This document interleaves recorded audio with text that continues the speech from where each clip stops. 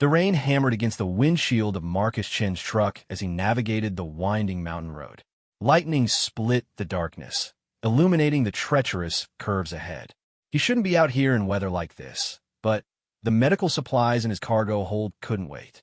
3 remote settlements depended on his monthly runs, and people were counting on antibiotics that were already 2 days overdue. Marcus had been making these supply runs for 8 years now, ever since he'd left his position as a trauma surgeon in San Francisco.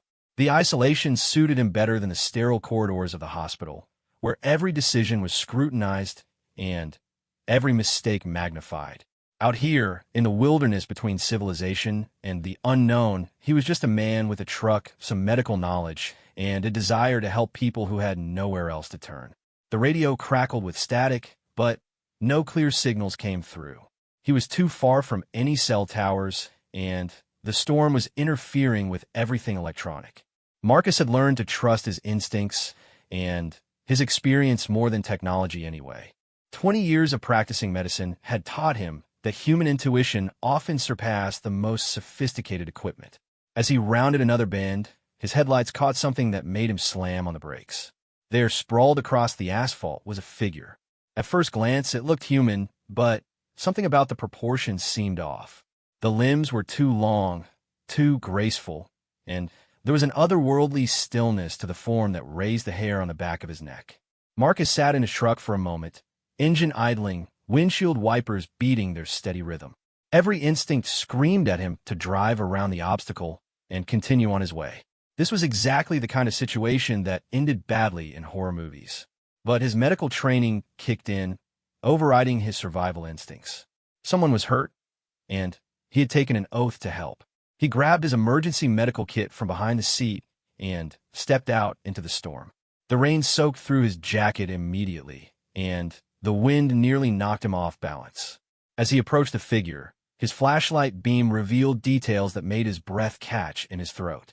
It was definitely humanoid, but the skin had a subtle iridescent quality that seemed to shimmer even in the harsh LED light.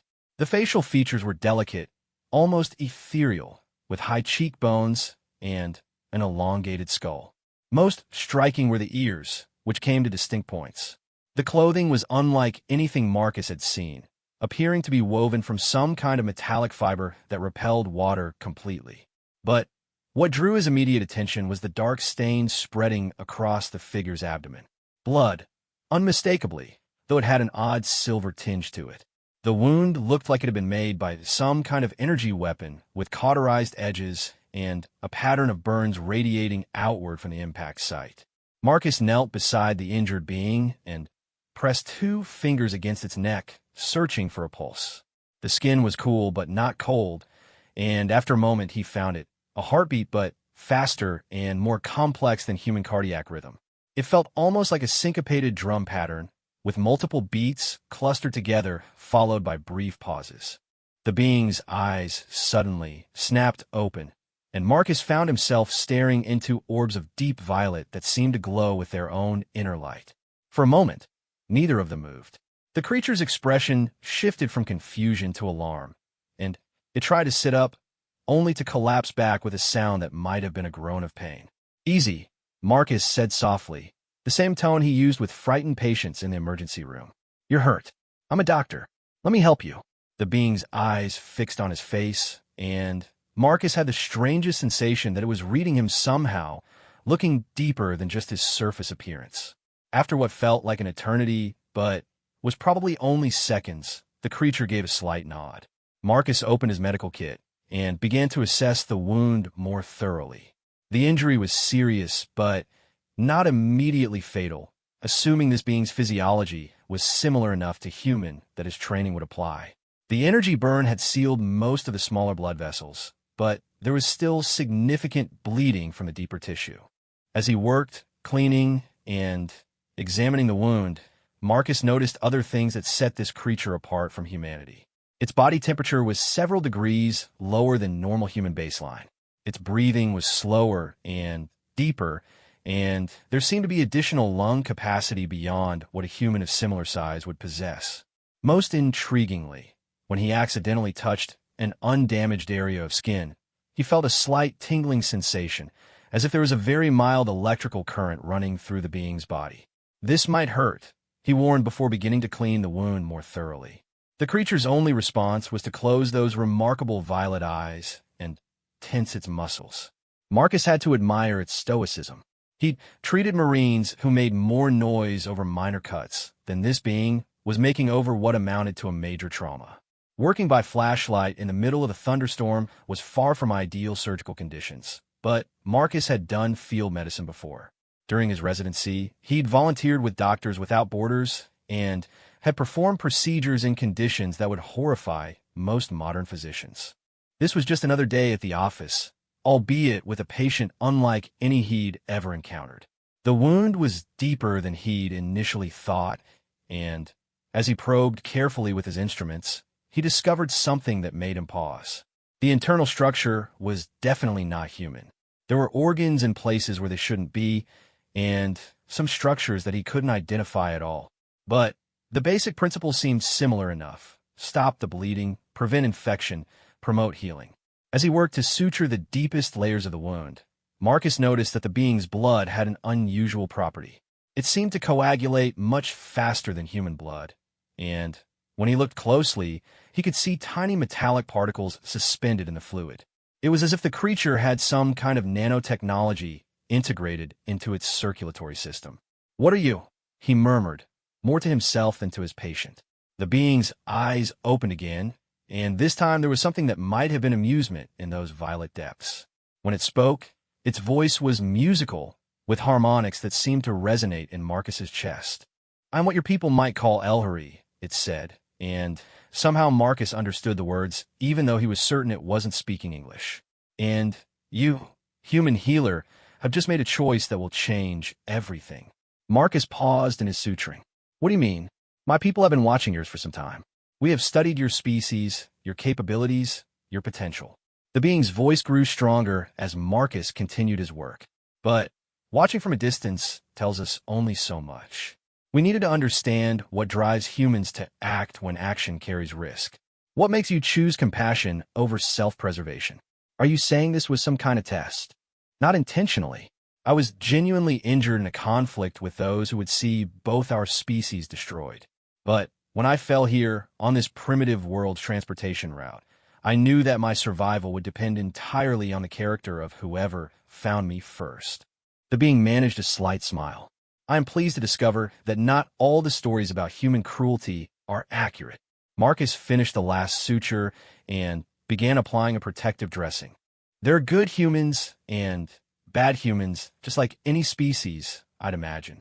You just got lucky and found one who took a medical oath seriously." "Luck," the being repeated thoughtfully. "Your people place great faith in random chance. My people believe that significant events arise from the convergence of choice and necessity.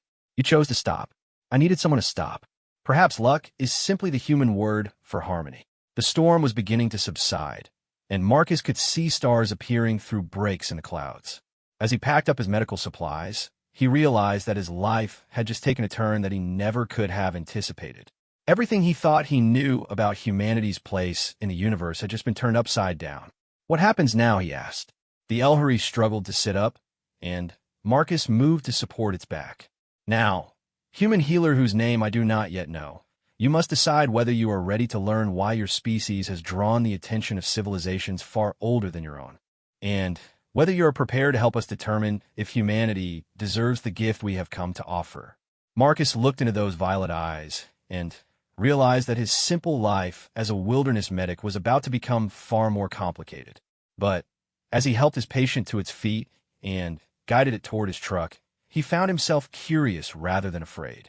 After all, as he'd learned long ago in medical school, the most interesting cases were always the ones that began with symptoms you'd never seen before.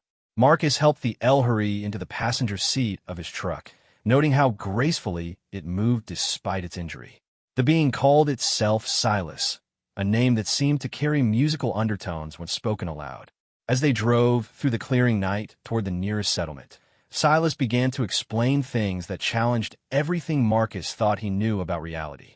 "Your planet exists at the intersection of several hyperspace routes," Silas said, its voice now stronger though still carrying that ethereal quality.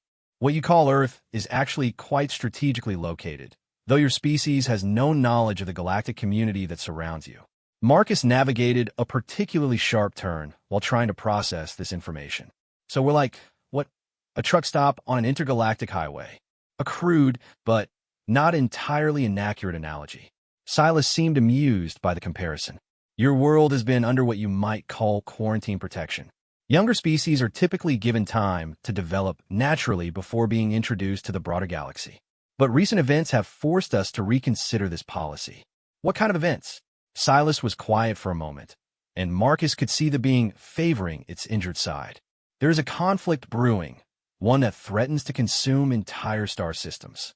The Kithany Collective has been expanding aggressively, absorbing or destroying any civilization that stands in their way. They view organic life as inefficient and seek to replace it with synthetic alternatives. The truck's headlights illuminated a sign indicating that New Haven, population 847, was 15 miles ahead. Marcus had been delivering medical supplies to the small mountain town for 3 years now, and he knew most of the residents by name. The idea that galactic politics might somehow threaten these simple, hard-working people seemed surreal. What does this have to do with Earth? Marcus asked. The Kithany have taken notice of your species' rapid technological advancement. In less than a century, humans have progressed from primitive flight to space exploration, from basic electronics to quantum computing. This rate of development is unusual. Silas shifted carefully in its seat. More concerning is that the Kithany see potential in human neural architecture. Your brains process information in ways that could be useful to their synthetic networks. Marcus felt a chill that had nothing to do with the mountain air. They want to harvest us. Enslave would be more accurate. The Kithany have developed techniques for preserving organic neural tissue while integrating it into their technological systems.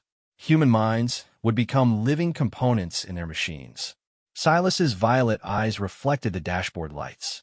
However, there are those of us who believe humanity deserves a chance to defend itself. Those of us. The Elhari Council of Worlds has been debating this question for several of your years.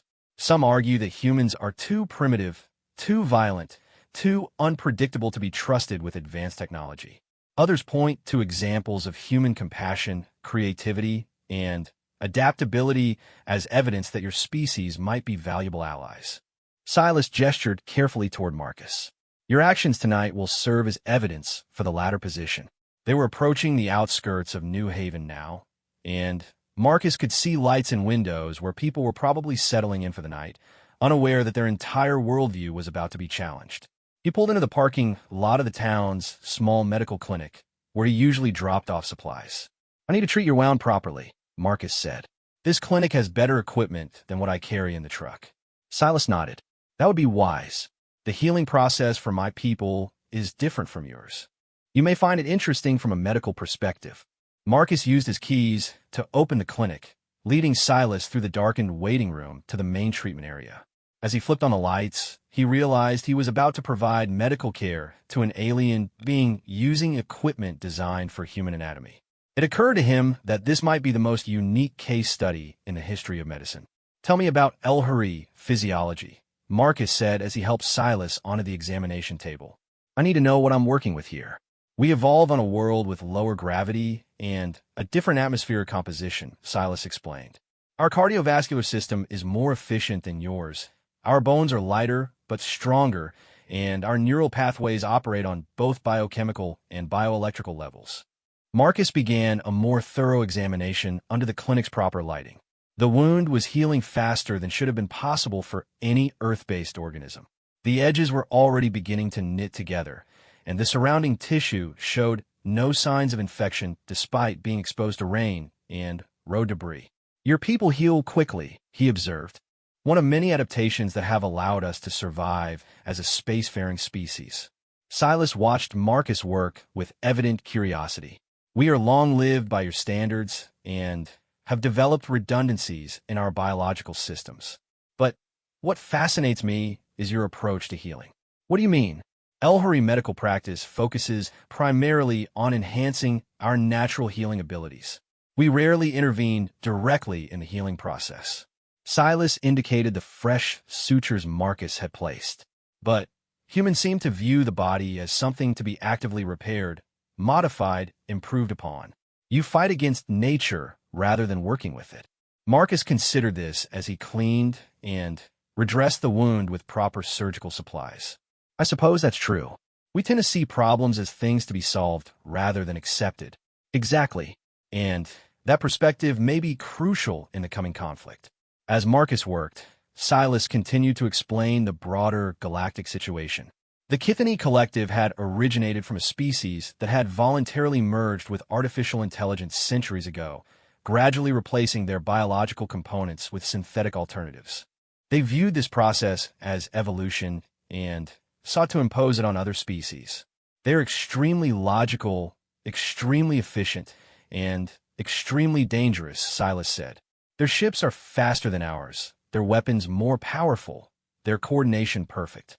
In a conventional conflict, they have every advantage. But Marcus sensed there was more to the story. But they cannot understand illogical behavior. They cannot predict actions that run counter to optimal survival strategies. When faced with beings who act on emotion, intuition, or principle rather than pure logic, their decision-making algorithms become confused. Marcus finished securing the new dressing and stepped back to examine his work. You think humans might have an advantage because we're unpredictable? I think humans might have an advantage because you are willing to do things that make no logical sense. Silas's expression became more serious. Tonight, you stopped to help an injured stranger in the middle of a dangerous storm. From a pure survival standpoint, this was an irrational decision. You risked your own safety for someone you didn't know, couldn't identify, and had no obligation to help. Any decent person would have done the same thing. Would they? Silas asked quietly. On 17 different worlds, the collective has tested this hypothesis.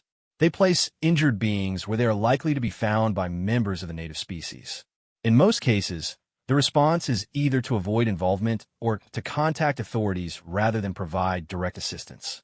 Marcus felt a strange mixture of pride and sadness at this revelation. And humans?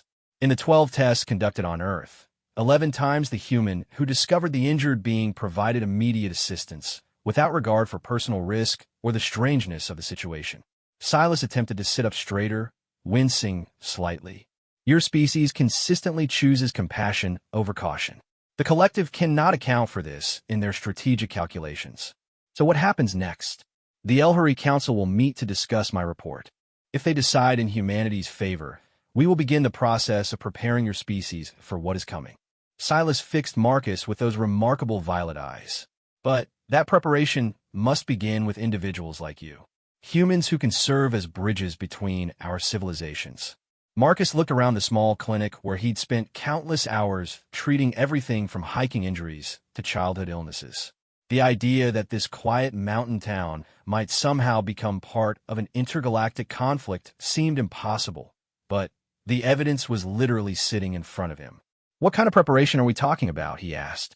Technology transfer, medical knowledge, defensive strategies. Silas paused.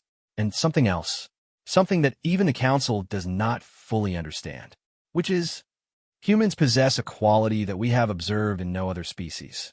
You have the ability to inspire others to exceed their own limitations. In your military history, your medical texts, your cultural stories, there are countless examples of individuals who accomplished the impossible because they were motivated by human leadership, human courage, human refusal to accept defeat. Marcus thought about the combat medics he'd known, the emergency room doctors who worked 36-hour shifts, the researchers who spent decades pursuing cures for rare diseases. We can be pretty stubborn when we put our minds to it. Stubborn. Yes, that is a good word for it. Silas managed to smile. The collective has never encountered stubborn before. They may find it challenging to adapt to. As dawn began to break through the clinic windows, Marcus realized that his life had fundamentally changed overnight. He was no longer just a doctor making supply runs to remote communities. He had become humanity's first point of contact with a galactic civilization, and possibly its first line of defense against an existential threat. But as he looked at Silas, who had trusted him with knowledge that could reshape human understanding of the universe, Marcus felt ready for whatever came next. After all, He'd spent his entire career dealing with the unexpected and finding ways to heal what seemed beyond repair. How different could saving a planet be from saving a patient? 3 days later, Marcus found himself in a situation that would have been unimaginable a week earlier. He was standing in a hidden facility beneath the Rocky Mountains, watching as the most brilliant minds from around the world were briefed on the existence of extraterrestrial life and an impending invasion that threatened all of humanity. Silas had recovered remarkably quickly, the El-Hurry healing factor proving even more impressive than initially observed. Within 48 hours of Marcus's treatment, the wound had sealed completely, leaving only a faint silver line that Silas explained would fade within a month. During that recovery period, Silas had been in constant communication with the El-Hurry Council, advocating for immediate intervention on Earth's behalf. The decision had been unanimous. Humanity would be given access to El-Hurry technology and knowledge, but the process had to be carefully managed to prevent panic and social collapse. The plan was to start with a small group of exceptional individuals from various fields, gradually expanding the circle of knowledge as human society adapted to its new reality. Dr. Sarah Chun, Marcus's former colleague and one of the world's leading experts in biomedical engineering, stood beside him as they watched a holographic display showing the current disposition of Kithany forces. The aliens were still 3 months away from Earth, but their advanced scouts had already begun surveillance of major population centers. "This is insane," Sarah whispered, her eyes fixed on the tactical display. 6 months ago, I was worried about getting funding for my research grant. Now I'm looking at invasion fleet projections. "How are you holding up?" Marcus asked. He'd recommended Sarah for the program when the El-Hurry had asked for experts in human augmentation technology. Her work on biocompatible neural interfaces made her invaluable for understanding how to integrate human and El-Hurry systems. "Better than expected, actually," she replied. "The science is fascinating, even if the circumstances are terrifying. The El-Hurry approach to biotechnology is centuries ahead of ours, but their methods are surprisingly compatible with human physiology." Across the room, General Patricia Hayes was deep in conversation with an El-Hurry military advisor named Kethran. The general had initially been skeptical of the entire situation, but after seeing demonstrations of El-Hurry defensive technology, she'd become one of their most enthusiastic advocates. "The key to surviving the initial assault will be mobility," Kethran was explaining. "Kithany tactics rely on overwhelming firepower concentrated on fixed positions. If we can keep your defensive forces mobile and unpredictable, we can negate much of their technological advantage." General Hayes nodded grimly. "Guerrilla warfare on a planetary scale. It's not ideal, but we've got experience with asymmetric conflicts." Marcus turned his attention to the central briefing area, where Silas was addressing the assembled group. The El-Hurry had changed into clothing more suited to human environments, though the otherworldly grace and those distinctive violet eyes still marked them as decidedly non-human. "The collective's greatest weakness," Silas was saying, "is their inability to comprehend actions that serve no logical purpose. They analyze every situation from the perspective of optimal resource allocation and maximum efficiency. When faced with beings who act on emotion or principle rather than pure logic, their predictive models fail." Dr. James Wu, a quantum physicist from MIT, raised his hand. "But surely they've encountered illogical behavior before. Not every species can be perfectly rational." "You would think so," Silas replied. "But most species, when faced with extinction, revert to logical survival strategies. They surrender, they flee, they seek accommodation with superior force. What we have observed in humans is a tendency to become more unpredictable under pressure, not less." Sarah leaned toward Marcus. "He's talking about you, isn't he?" Stopping in a storm to help a complete stranger made no logical sense. "It made perfect sense to me," Marcus replied quietly. "That's exactly the point." Silas had apparently overheard their whispered conversation. "Dr. Chun, you have identified the core of what makes humanity unique. Actions that make perfect sense to humans appear completely irrational to outside observers." The briefing continued for several more hours, covering everything from Kithany technology to El-Hurry defensive strategies.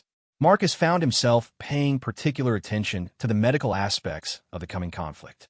The collective's approach to biological systems was clinical and efficient, but they had no experience with human resilience or adaptability. Their medical technology can repair damaged synthetic components instantly, explained Dr. Veltar, an Elhari physician who served as Silas's medical advisor. But they have no concept of biological healing or psychological recovery.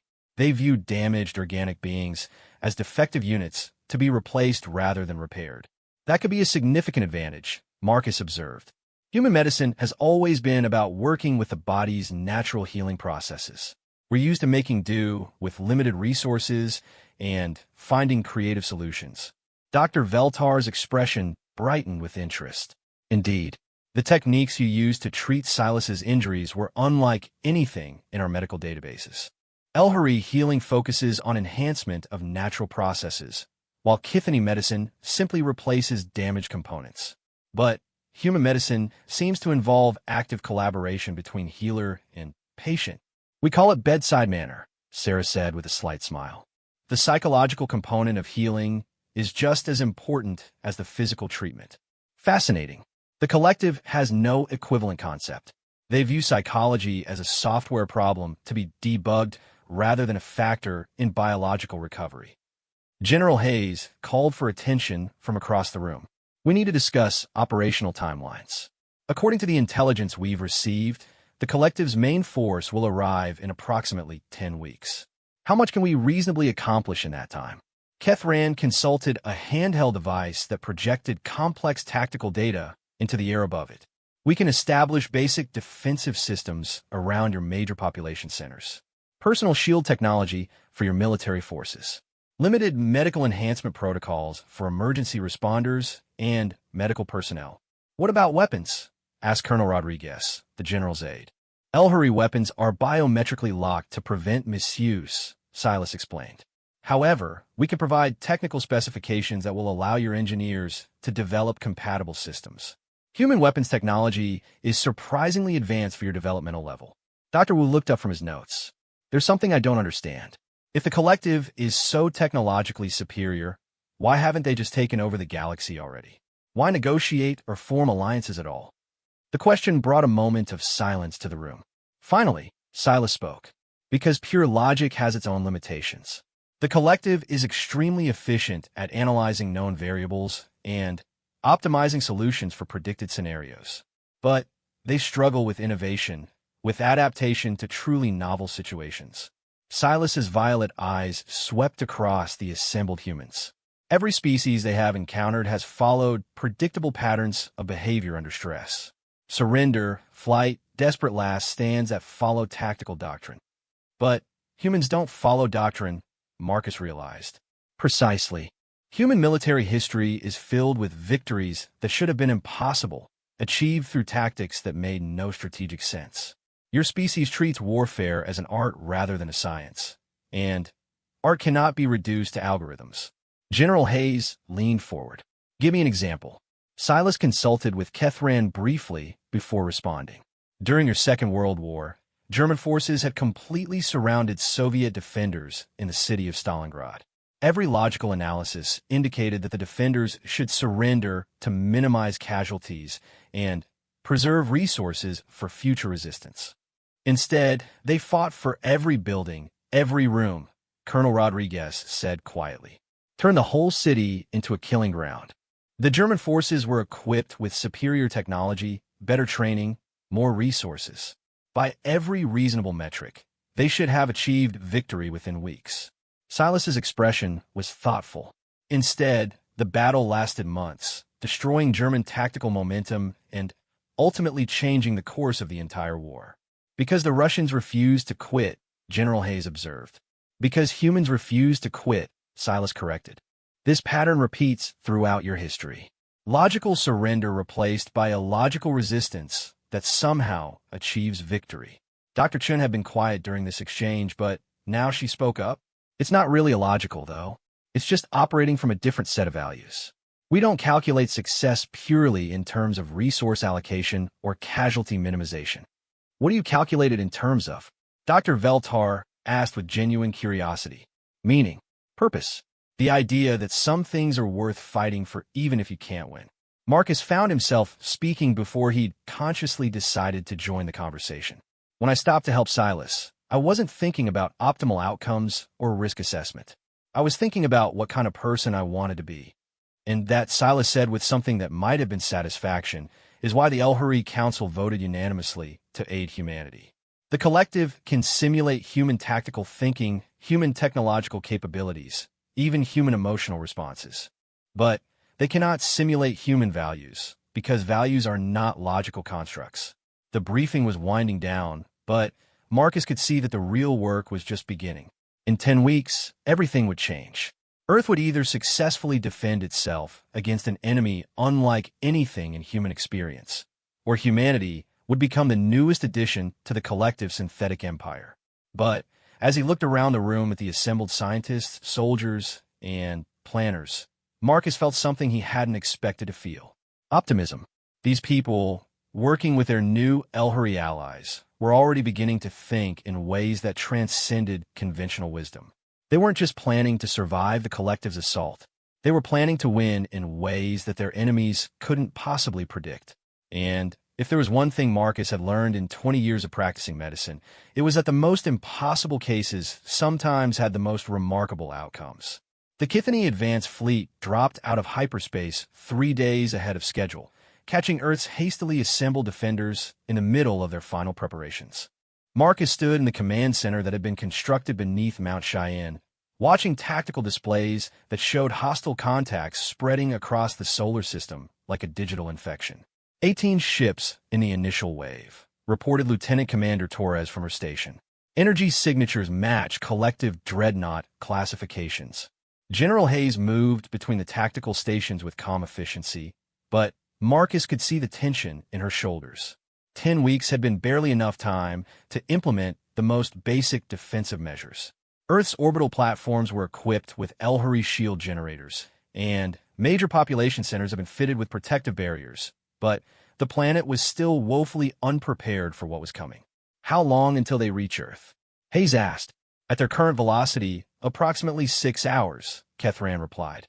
The El-Hurri military advisor had become an integral part of the command structure, though his species' calm demeanor provided an interesting contrast to the barely controlled chaos of human crisis management. Silas approached Marcus, moving with that characteristic El-Hurri grace despite the urgency of the situation. How are your medical teams holding up? Marcus consulted his tablet, which showed the status of emergency response units across the globe. As ready as we can be. The field hospitals are equipped with El-Hurri medical scanners, and we've got trauma teams standing by in every major city. Dr. Chin's bioenhancement protocols are fully deployed for emergency responders. The bioenhancement program had been one of their most successful crash projects. Using El-Hurri medical technology, they had been able to temporarily boost human reflexes, healing rates, and stress resistance.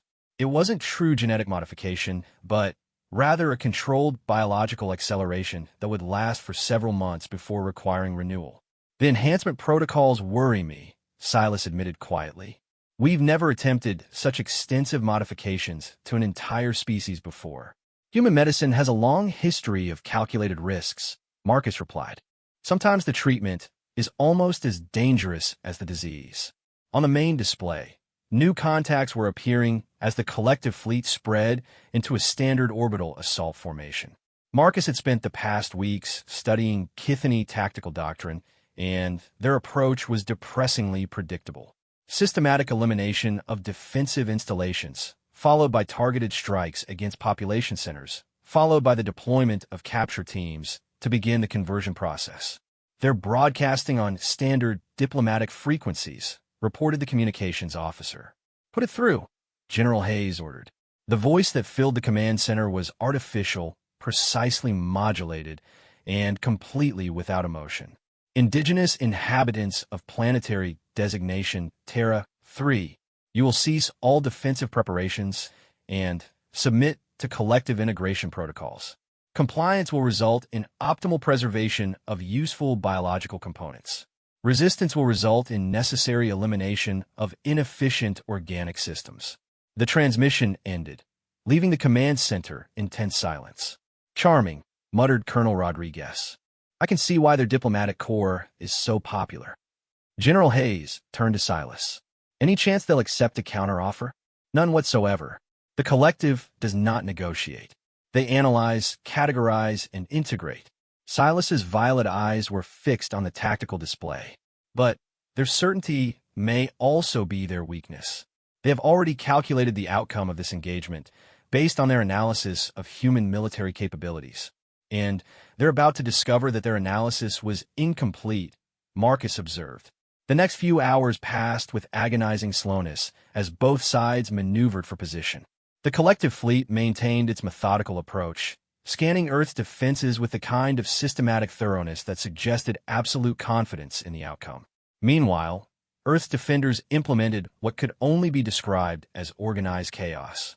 Instead of concentrating their forces in predictable patterns, human military units were scattered across the globe in seemingly random configurations.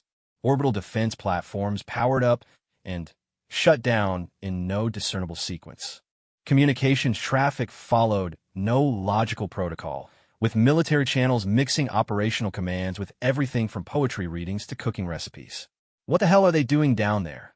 asked Lieutenant Commander Torres, monitoring the communications chaos. "Being human," General Hayes replied with a slight smile.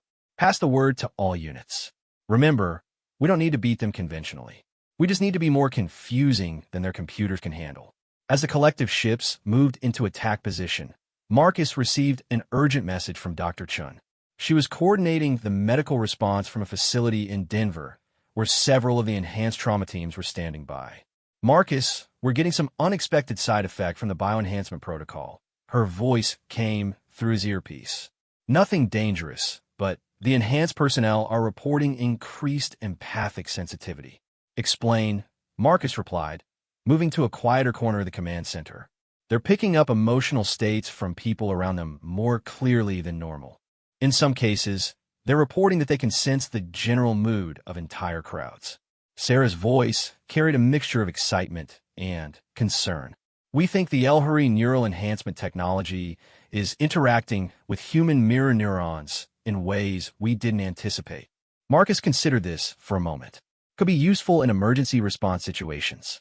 Enhanced ability to read patient emotional states, better coordination between team members." "That's what I was thinking. But, Marcus, there's something else. Some of the enhanced personnel are reporting that they can sense something different when they're near collective technology." Before Marcus could ask for clarification, alarms began sounding throughout the command center. The collective had finished their positioning and was beginning their assault. The first wave of attacks targeted Earth's orbital installations with precisely calculated energy weapons designed to disable rather than destroy. The collective wanted to preserve as much infrastructure as possible for their own use. But as their weapons struck the Elhari-enhanced defensive shields, something unexpected happened. Instead of the predicted shield collapse, the barriers began to resonate, creating feedback loops that sent cascading energy surges back toward the attacking ships. The collective vessels, designed for maximum efficiency and precision, had no protocols for dealing with defensive systems that turned their own weapons against them. "How is that possible?" asked General Hayes, staring at the tactical display in amazement.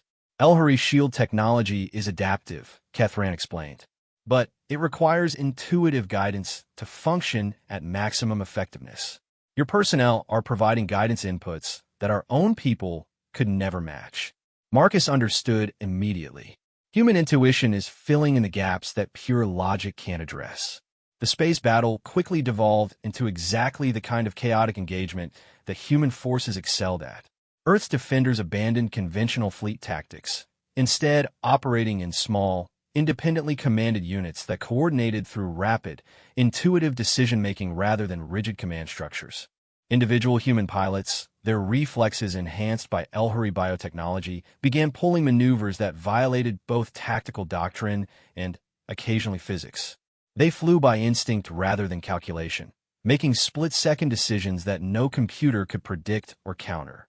"Collective formation discipline is breaking down," reported Torres with undisguised glee. "Their ships are trying to adapt to our attack patterns, but we keep changing the patterns faster than they can analyze them." On the surface, the story was much the same. Collective ground forces, expecting to face organized military resistance, instead found themselves dealing with what could only be described as inspired improvisation. Human defenders used everything from modified farm equipment to jury-rigged medical devices as weapons, creating a battlefield environment that defied systematic analysis. Marcus watched the medical casualty reports with growing amazement.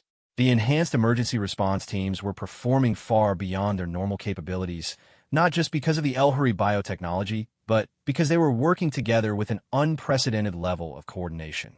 Sarah was right about the empathic enhancement, he realized aloud. The medical teams aren't just working as individuals anymore. They're functioning as a collective consciousness. Ironic, Silas observed. Humans are defeating the collective by becoming more collective than the collective itself. The tide of battle began to turn as collective tactical algorithms encountered situations that simply didn't exist in their programming. Human forces that should have been demoralized by early losses instead became more determined. Military units that should have retreated instead launched counterattacks that made no strategic sense, but somehow succeeded anyway. Most importantly, every human victory seemed to inspire others to attempt even more audacious tactics. Success bred success, not through logical analysis, but through emotional contagion that spread faster than any computer network could track. They're withdrawing, Torres announced, her voice filled with disbelief. The collective ships were indeed pulling back, their systematic advance replaced by what looked almost like confusion. For the first time in their recorded history, the collective had encountered a situation that their logical frameworks simply couldn't process. Status report. General Hayes ordered. Collective forces are regrouping at the edge of the solar system, Kethran reported. They appear to be transmitting large amounts of data back to their main fleet. Calling for instructions, Marcus realized. They don't know how to handle us. Silas nodded slowly. The collective has encountered something completely outside their experience. A species that becomes more effective under stress, not less. A civilization that treats chaos as a tactical advantage rather than a problem to be solved. As the immediate crisis passed, Marcus found himself thinking about the enhanced medical teams and their increased empathic abilities. Humanity was changing, adapting to the challenges of a larger universe in ways that no one could have predicted. The question now was whether those changes would be enough to survive whatever the collective sent next. Because one thing was certain. This was only the beginning of the conflict, and the main collective fleet was still 3 days away. The main collective fleet arrived exactly 72 hours after the advanced forces' retreat, but what emerged from hyperspace was unlike anything the Kithani had deployed before.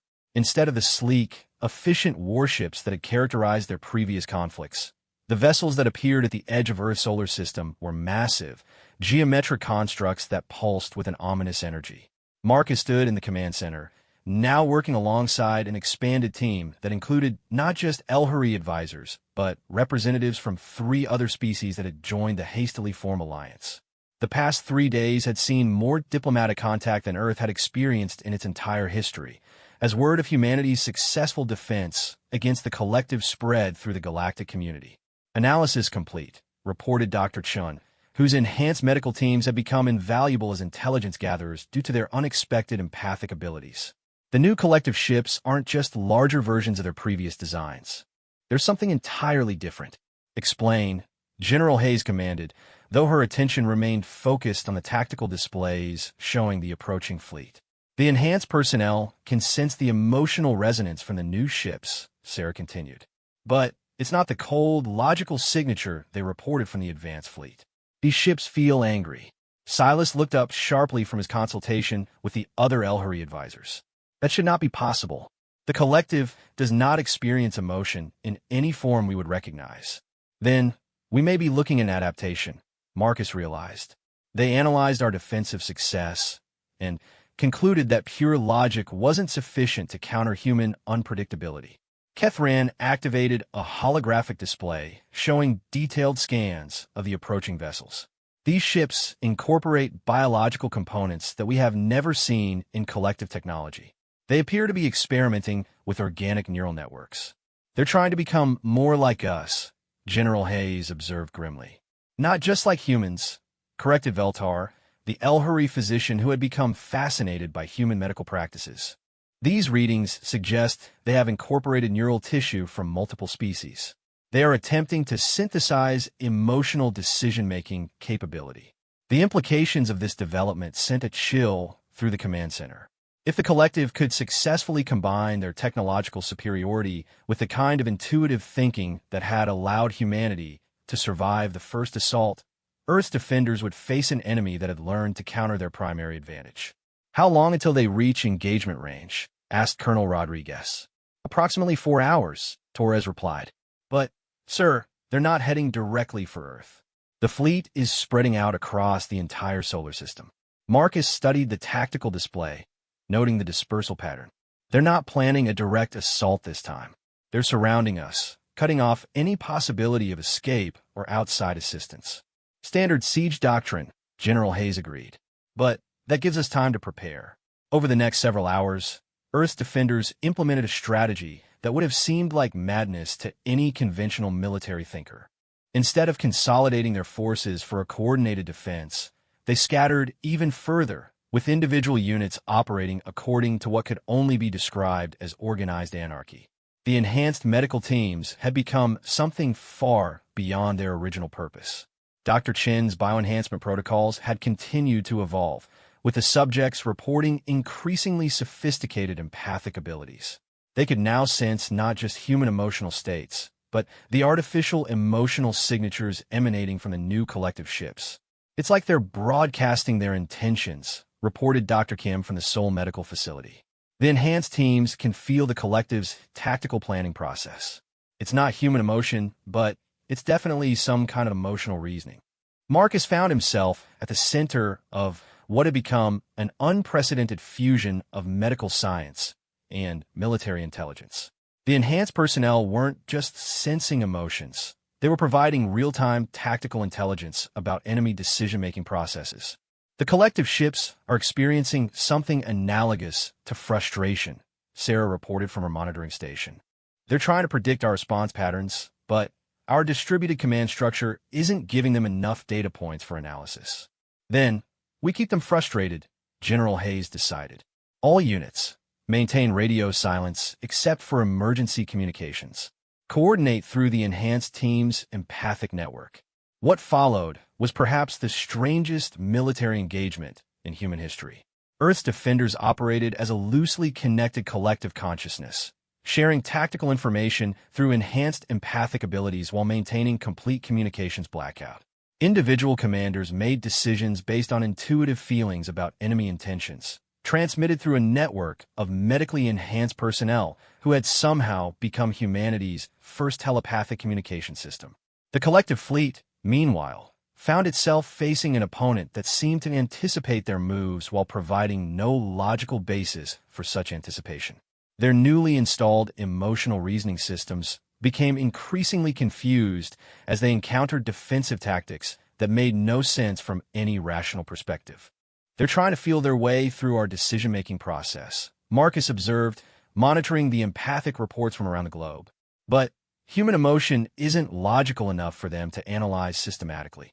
The first direct engagement came when a collective cruiser attempted to establish a beachhead on Luna. Earth's lunar installations had been evacuated days earlier, but as the enemy ship settled onto the moon's surface, it found itself under attack by weapons that shouldn't have existed. Human engineers, working with Elhuri technology and enhanced by Sarah's biomedical protocols, had created defensive systems that operated on principles that violated conventional physics. They had learned to weaponize human intuition, creating targeting systems that locked onto enemy intentions rather than enemy positions. "How is that possible?" asked Admiral Reese, the naval commander who had been placed in charge of orbital defense. "Human consciousness appears to have quantum properties that we never suspected," Dr. Chen explained. "The enhancement process isn't just boosting our existing capabilities. It's unlocking latent abilities that our species has never had reason to develop." The lunar engagement became a microcosm of the larger conflict. Collective forces, operating with perfect tactical coordination, found themselves defeated by defenders who seemed to know exactly where they would attack next. Human forces, meanwhile, fought with an unprecedented level of unity while maintaining complete individual autonomy. As the battle expanded throughout the solar system, Marcus began to understand what was really happening. Humanity wasn't just defending itself against the collective. They were evolving into something entirely new, a species that combined individual creativity with collective awareness in ways that no other civilization had achieved. The enhanced teams are reporting something extraordinary, Sarah announced. They can sense other human groups across the planet, even ones they've never had contact with. It's as if the entire species is developing a shared consciousness. But the most remarkable development came when the enhanced personnel began reporting empathic contact with non-human allies. Elhari advisors found themselves included in the human empathic network, sharing emotional states and tactical intuitions across species barriers that had never been crossed before. This is unprecedented, Silas told Marcus during a brief lull in the fighting. In all our history of galactic contact, we have never encountered a species capable of extending empathic connection beyond their own biology. Maybe that's what the collective really fears, Marcus realized. Not just human unpredictability, but human ability to connect with others. They've spent centuries converting species into components of their technological collective. But we're creating something completely different. The final phase of the battle came when the collective made a desperate attempt to overwhelm Earth's defenses through sheer numbers. Their entire fleet converged on the planet, abandoning their siege tactics for a direct assault that should have been unstoppable. Instead, they found themselves facing a defense network that operated like a living organism. Every human on Earth, enhanced or not, had become part of a collective consciousness that shared information, coordinated responses, and adapted to threats faster than any technological system could match. The collective ships, for all their advanced artificial emotion systems, couldn't comprehend what they were facing.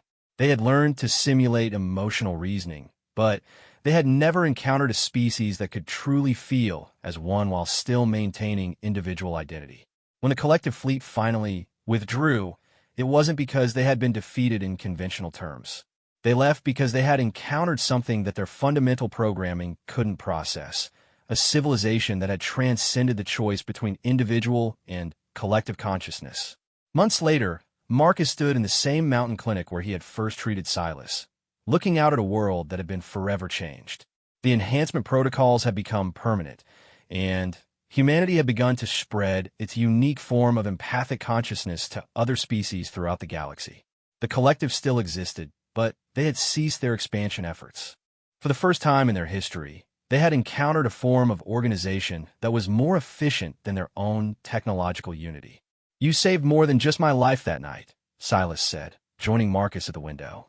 "You saved the concept of individual compassion in a universe that was forgetting what it meant." Marcus smiled, thinking about how a simple decision to help an injured stranger had led to humanity's emergence as a galactic power. "I just did what any decent person would do." "Exactly," Silas replied. "And that, Dr. Chun, is why the galaxy will never be the same." Outside the clinic window, the lights of New Haven twinkled in the darkness. But now Marcus knew that those lights were connected to a vast network of consciousness that spanned stars. Humanity had found its place in the galaxy not through technological advancement or military conquest, but through the simple act of caring for others. It was, he reflected, exactly the kind of illogical solution that would have driven the collective's computers completely insane.